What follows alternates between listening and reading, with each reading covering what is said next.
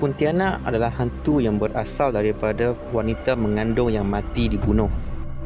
Ia merupakan satu sosok makhluk yang berpakaian serba putih dan berambut panjang.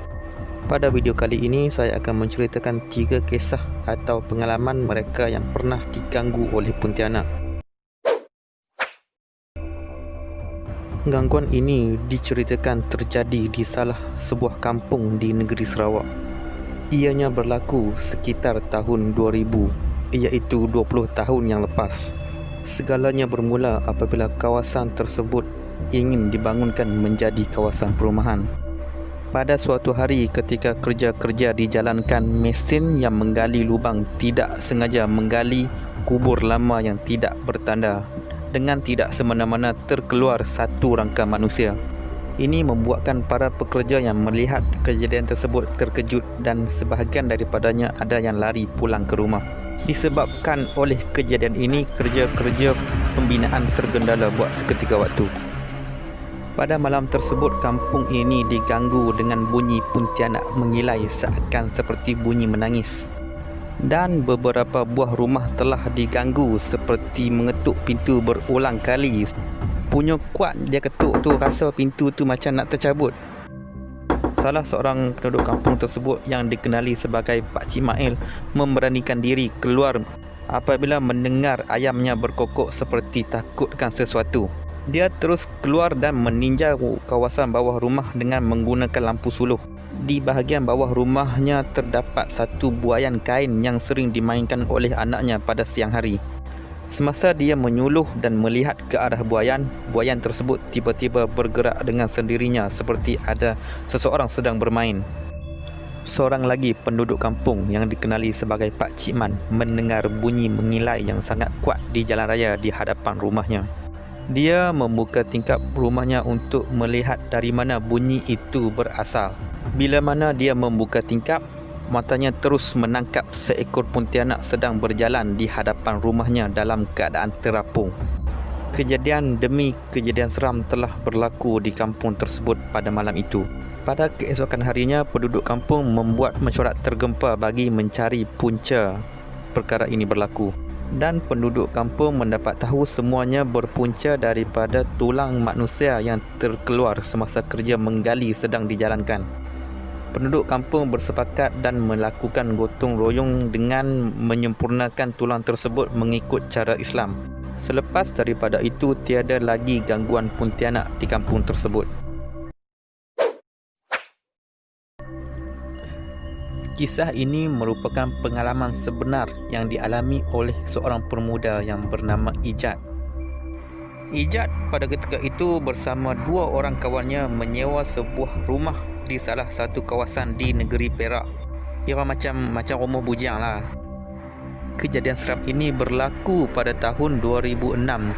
Pada ketika itu Ijat dalam perjalanan pulang dari Kelian Intan atas urusan kerja. Sebelum itu, Ijat perlu singgah di tempat kerjanya untuk menyimpan peralatan kerja sebelum pulang ke rumah sewa. Selepas menyimpan semua peralatan kerja, Ijat pun menuju ke motosikalnya untuk pulang ke rumah. Jam pada waktu itu menunjukkan pukul 1.45 pagi. Suasana pada waktu itu memang sangat sunyi dan sepi.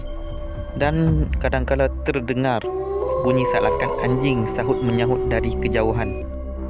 Ijat menggunakan jalan biasa yang digunakan olehnya untuk ulang-alik dari rumah ke tempat kerja. Pada malam tersebut, tidak ada sebiji motor atau kereta pun yang melalui jalan tersebut. Yang ada cuma bunyi dari enjin motosikalnya sahaja yang memecah kesunyian malam. Sedang Ijat leka menunggang motor, tiba-tiba datang sebiji motosikal dari arah belakang. Motor tersebut memulas-mulas tali minyak. Dia kira macam nak ajak race lah. Ijat tidak menghiraukan motor tersebut. Kemudian motor itu pun pergi meninggalkan Ijat. Setelah motor tersebut hilang dari pandangan mata Ijat, tiba-tiba bulu romanya berdiri dan motornya terasa berat seperti ada seseorang menumpang di belakang motornya. Dia tidak berani menoleh ke belakang dan hanya melihat menerusi cermin sisi motosikalnya.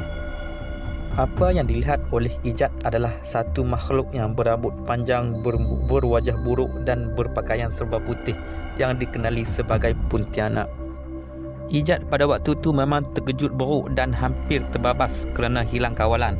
Dia tidak mempunyai pilihan lain selain meneruskan perjalanan pulang ke rumahnya. Walaupun dalam keadaan terkejut dan takut, dia tetap meneruskan perjalanan untuk pulang ke rumah tanpa menoleh ke belakang.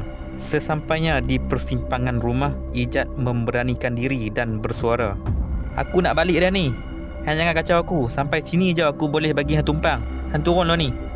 Kemudian Ijat berteriak, "Allahu Akbar." Lalu dengan kuasa Allah, makhluk itu tiba-tiba hilang dari pandangan matanya. Dan Alhamdulillah, sesampainya dia di rumah, tiada lagi gangguan daripada makhluk tersebut.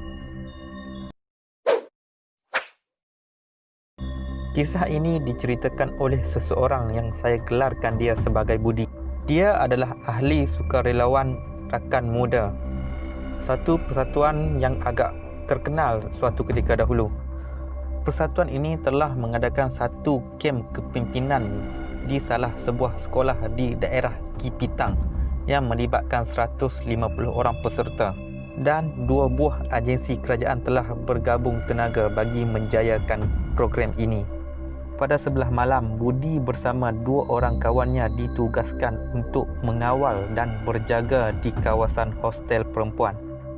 Jam menunjukkan tepat pukul 2 pagi. Budi, Bob dan Kadir masih lagi berjaga di kawasan hostel perempuan. Setelah selesai melakukan rondaan, mereka bertiga berkumpul di satu koridor yang berhampiran dengan hostel perempuan.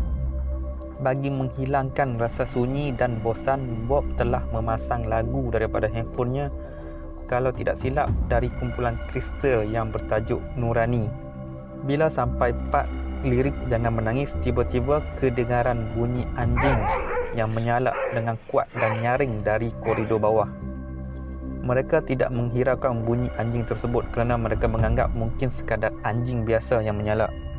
Kemudian di celah salakan anjing tersebut, mereka mendengar seorang wanita menangis mendayu-dayu. Mereka menyangka bunyi itu datang dari hostel perempuan, tetapi setelah diamati, bunyi itu bukan berasal dari hostel perempuan. Budi dengan serta-merta menyuruh Bob untuk menutup lagu daripada handphonenya. Setelah Bob menutup lagu daripada handphonenya, bunyi salakan anjing dan perempuan yang menangis tadi hilang dan keadaan menjadi sunyi sepi seperti sedia kala.